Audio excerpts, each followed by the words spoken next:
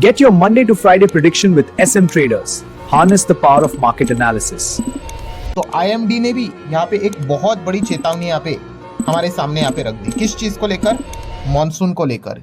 Yes, यहाँ पे हम देख सकते हैं कि पहले 92% की बात उन्होंने की थी, वही कम थी। अब तो उन्होंने इसको रिवाइज करके और डाउनग्रेड कर दिया। कितना? 90%। एंड यही एक्सपेक्ट किया जा रहा है कि इस वक्त की जो रेनफॉल मतलब बारिश जो होगी वो अनुमान से हमें काफ़ी कम देखने को मिलेगी। एंड जहाँ जहाँ पे बारिश होगी वहाँ पे भी आप देख सकते हो 60% चांस है कि डेफिशिएंट मानसून हमें देखने को यहाँ पे मिल सकता है। मतलब जहाँ पे भी होगा वहाँ पे भी अनुमान से काफ़ी कम बारिश होते हुए देखने को मिलेगी। और उसके पीछे का कोर रीज़न क्या है? तो वो रीज़न है El Nino. Yes, El Nino के चलते ये जो सिचुएशन है वो हमें मानसून में ही इंडिया को हिट होते हुए देखने को मिलेगा। एंड हम यहाँ पे कह सकते हैं सितंबर के अराउंड ये चीज़ें आप लोगों को और भी ज़्यादा देखने को यहाँ पे मिल सकती है। तो इससे रिलेटेड ये चेतावनी आईएमडी ने यहाँ पे दिए है। मज़ेदार बात दोस्तों ये है कि सेम वार्निंग आरबीआई ने भी यहाँ पे दी थी। कब? एमपीसी की मीटिंग में। यस, एमपीसी की जब मीटिंग हुई थी तब आप यहाँ पे देख सकते हो इंडिया का फाइनेंशियल ईयर 27 का ग्रोथ आउटलुक को लेकर आरबीआई गवर्नर ने पॉइंट तो सामने रखा था, बट यहाँ पे मतलब आप देख सकते हो उन्होंने बट लगाकर बात की थी। उन्होंने बताया था कि एल नीनो ये सबसे बड़ा रिस्क है और ये क्या कर सकता है, अभी की जो रिपोर्ट है जो आरबीआई ने दी थी उसको बदलवा भी सकता है। सो मतलब हम यहाँ पे कह सकते हैं आरबीआई ने भी इस चीज़ की चेतावनी यहाँ पे दी थी। आप जितने भी आप आरबीआई की मॉनेटरी पॉलिसी की मीटिंग उठाकर देख लो, उसमें आपको इन्फ्लेशन का भी प्रोजेक्शन उन्होंने बढ़ाकर बता दिया और ये भी बताया कि El Nino, energy cost spike, ये सबसे बड़े रिस्क हमें भविष्य में देखने को यहाँ पे मिल सकते हैं। एंड इसी चीज़ के चलते आप देख सकते हैं RBI flag the El Nino as a potential threat to the inflation. So मतलब यहाँ पे बॉटम लाइन क्या है? बॉटम लाइन यह है कि यहाँ पे आरबीआई ने तो पहले ही चेतावनी देके रखी हुई थी, अब तो आईएमडी की भी एंट्री यहाँ पे हो चुकी है। मतलब आरबीआई ने जो बात बोली थी इफ बट लगाकर उसी डायरेक्शन में सारी चीज़ें जाते हुए देखने को मिल रही है। और आरबीआई ने इसके पहले के जो प्रेडिक्शन, प्रोजेक्शन, एस्टिमेशन जो भी दिए थे वो तो उन्होंने कम अनुमान के हिसाब से दिए थे। अब तो खुद आईएमडी ने यहाँ पे इन चीज़ों को बदला है। सो आने वाले समय में अभी आरबीआई की एमपीसी की मीटिंग अभी हमें जून में देखने को मिलेगी, तब देखना और ज़्यादा इंटरेस्टिंग रहेगा कि आरबीआई आने वाले समय में और फोरकास्टिंग इन्फ्लेशन का, इंडिया के ग्रोथ आउटलुक का कितना रिवाइज करता है। एंड रिवाइज करके थोड़ी ना वो अपसाइड, मतलब ग्रोथ की अगर बात करें तो अपसाइड बात नहीं होगी, डाउन साइड बात हो सकती है। इन्फ्लेशन की अगर बात कर ले तो यहाँ पे अपसाइड बात यहाँ पे हो सकती है। इसी के चांसेस हमें सबसे ज़्यादा देखने को यहाँ पे मिल रहे हैं। सो पॉइंट यहाँ पे क्या है दोस्तों कि मतलब हर कोई यहाँ पे एक ही चीज़ सोचने का कोशिश यहाँ पे कर रहा है कि मतलब ये बेसिकली एल नीनो है क्या। तो उसी को हम लोग आसान भाषा में मैं आपके सामने यहाँ पे रखूँगा। एंड इसका जो इम्पैक्ट रहेगा वो कौन कौन से स्टॉक्स के ऊपर, सेक्टर के ऊपर बहुत भयंकर लेवल एल नीनो। यस, इसी की चर्चा हर जगह पे यहाँ पे हो रही है। अगर मैं एकदम मतलब ये तो डेफिनेशन है, आप चाहो तो यहाँ पे वीडियो को पॉज करके पढ़ सकते हो कि इसका अर्थ स्पेनिश में क्या होता है, ठीक है। बट खास करके हम कह सकते हैं दोस्तों ये जो शब्द है एल नीनो, ये है क्लाइमेट को लेकर। यस, हवामान की अगर बात कर ले, आसान भाषा में अगर मैं कहूँ तो मौसम की अगर बात कर ले तो इससे रिलेटेड है। एंड मौसम कैसे होता है? अच्छा भी होता है, बुरा भी होता है। तो ये जो एल नीनो है भाई, ये जब भी इसका जिक्र होता है तो ये बताता है कि भाई मौसम काफ़ी ख़राब रहने वाला है। मतलब इसके काफ़ी नुकसान हमें देखने को मिलेंगे। मतलब कुछ जगह ऐसे रहेंगे हमारे भारत देश में जहाँ पे एक्सट्रीमली आपको गर्मी नज़र आएगी, एंड कुछ जगह ऐसे रहेगी जहाँ पे आपको बारिश देखने को मिलेगी। कुछ जगह पे बारिश गिरनी चाहिए वहाँ पे नहीं गिरेगी। सो टोटली मतलब हम कह सकते हैं दोस्तों मौसम से रिलेटेड चीज़ें इम्बैलेंस होते हुए देखने को मिलेगी। एंड इस चीज़ के चलते मतलब क्या आउटकम निकल कर आएगा, आप देख सकते हैं एल नीनो ने हिस्टोरिकली क्या क्या चीज़ें दिखाई है।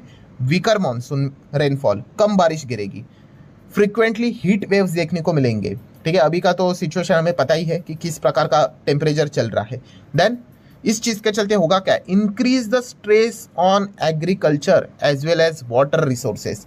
तो खेती के ऊपर परिणाम आएगा, वाटर रिसोर्सेज के ऊपर भी परिणाम आएगा। सो कुल मिला के हम यहाँ पे कह सकते हैं दोस्तों कि इस चीज़ के चलते जो इन्फ्लेशन है आने वाले समय में भयंकर हमें बढ़ते हुए देखने को यहाँ पे मिल सकता है। मतलब आप जस्ट इमेजिन करके देखना कि अगर बारिश ही अगर कम होगी, ठीक है, रेन ही अगर कम होगी तो इस चीज़ के चलते खेती का भी जो मतलब हम कह सकते प्रोडक्शन है वो भी कितना कम होगा, आप इसका अनुमान यहाँ पे लगा सकते हो। एंड किसी भी चीज़ का, अभी खाने पीने की चीज़ की बात कर ले तो जो डिमांड रहता है हमारे देश में वो हमेशा हायर लेवल पे रहता है। एंड अगर सप्लाई यहाँ पे कम अगर हुआ तो होगा क्या दोस्तों? यस, यहाँ पे फूड इन्फ्लेशन बढ़ने का खतरा यहाँ पे रहेगा। एंड अगर फूड इन्फ्लेशन बढ़ा तो ओवरऑल इन्फ्लेशन भी स्पाइक होने के चांसेस सबसे ज़्यादा यहाँ पे रहते हैं।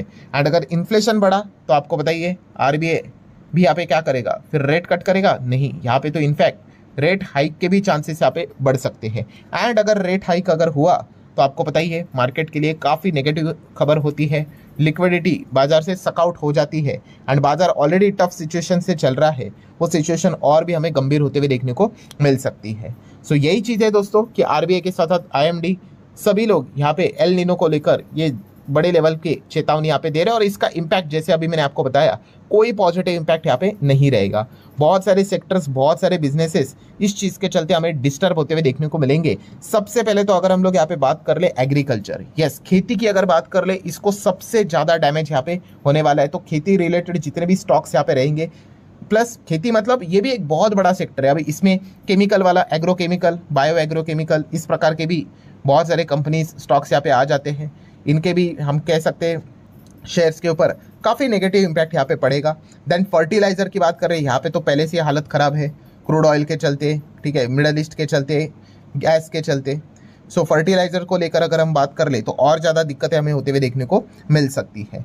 सो मतलब रिपोर्ट क्या बताती है दोस्तों कि एल नीनो यहाँ पे क्या करेगा, rural demand and farm livelihood को क्या करेगा, बुरी तरीके से यहाँ पे हर्ट करवाएगा, ठीक है, नुकसान यहाँ पे पहुंचाएगा। एंड इसी चीज़ के चलते दोस्तों एक और रिपोर्ट यहाँ पे क्या बताती है कि El Nino threat put a brake on current financial year 27 जो चल रहा है, ऑटो ग्रोथ की अगर बात करें, रूरल में जो डिमांड है उसके ऊपर भी काफ़ी ज़्यादा रिस्क देखने को मिल रहा है। अब आप सोचोगे कि ऑटो की बात हो रही है, ऑटो सेक्टर, ऑटो सेगमेंट की, वो भी रूरल को लेकर। हाँ तो भाई यहाँ पे कोई हम पैसेंजर व्हीकल की बात नहीं कर रहे, हम ट्रैक्टर की बात करें। यस, HSBC की ग्लोबल रिसर्च की अगर आप बात कर ले तो उन्होंने भी ट्रैक्टर से रिलेटेड जो भी अपना पॉइंट सामने रखा था वो सारी चीज़ें यहाँ पे कट करके उन्होंने यहाँ पे रखी हुई है।